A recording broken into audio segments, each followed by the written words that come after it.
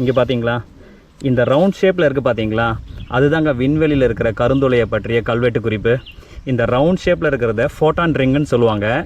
அதுக்கு உள்ளே இருக்குது பார்த்தீங்களா இடம், அது ஈவெண்ட் ஹரைசான் அப்படின்னு சொல்லுவாங்க. இந்த நடுவில் ஒரு குழி மாதிரி இருக்குது பார்த்தீங்களா, அதை சிங்குலாரிட்டி, பிளாக் ஹோலோட சிங்குலாரிட்டி அப்படின்னு சொல்லுவாங்க.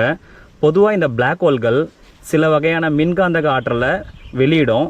அது எப்போவுமே இந்த பிளாக் ஹோல்லேருந்து ஒரு நேர்கோட்டில் பயணிக்கும். அதை ரிலேட்டிவிஸ்டிக் ஜெட்ஸ் அப்படின்னு சொல்லுவாங்க.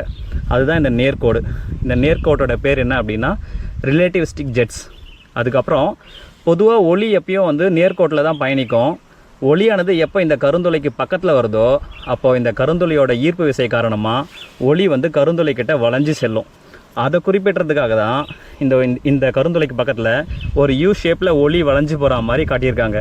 இதுதாங்க நம்ம முன்னோர்கள் பல ஆயிரம் ஆண்டுகளுக்கு முன்பே அல்லது பல லட்சம் ஆண்டுகளுக்கு முன்பே விண்வெளியில் இருக்கிற கருந்துளையை கண்டுபிடிச்சி இந்த வந்தவாசியில் இருக்கிற தவளகிரீஸ்வரர் மலை கோயிலோட பழைய பாதையில் கல்வெட்டு தகவல்களாக நம்மளுக்கு செதுக்கி வச்சுட்டு போயிருக்காங்க.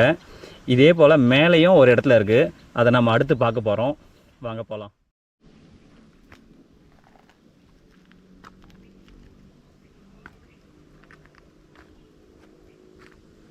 இங்கே பார்த்தீங்களா, இந்த பழைய பாதையில் இன்னொரு கருந்துளையோட கல்வெட்டு குறிப்பு இருக்குது. இங்கே பார்த்தீங்களா, இங்கே இன்னொரு கருந்துளையோட கல்வெட்டு குறிப்பு இருக்குது. அதே மாதிரி ஃபோட்டான் ரிங், சிங்குலாரிட்டி, ரிலேட்டிவிஸ்டிக் ஜெட்ஸ், அப்புறம் ஒளி கருந்துளைக்கு பக்கத்தில் வளைஞ்சு போகிற மாதிரி இங்கேயும் ஒரு கல்வெட்டு செதுக்கியிருக்காங்க. இது ரெண்டாவதுங்க. விண்வெளியில் இருக்கிற பிளாக் ஹோலை பற்றி நம்மளோட முன்னோர்கள் இந்த வெண்குன்றம் மலையில் கல்வெட்டுகளாக செதுக்கி வச்சுருக்கிற ரெண்டாவது அடையாளம். இப்போது மூணாவது கருந்துளையோட அடையாளங்க. இங்கே பார்த்தீங்களா, இந்த பாறையில் அதே மாதிரி கருந்துளை, இந்த பாறை உடஞ்சிருக்கு.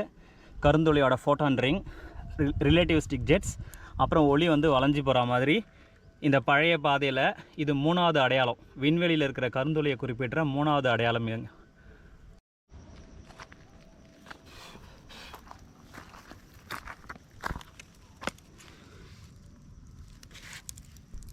இது இந்த வெண்குன்றம் மலையில் இருக்கிற கருந்துளையை பற்றிய நான்காவது கல்வெட்டு குறிப்பு தகவல்.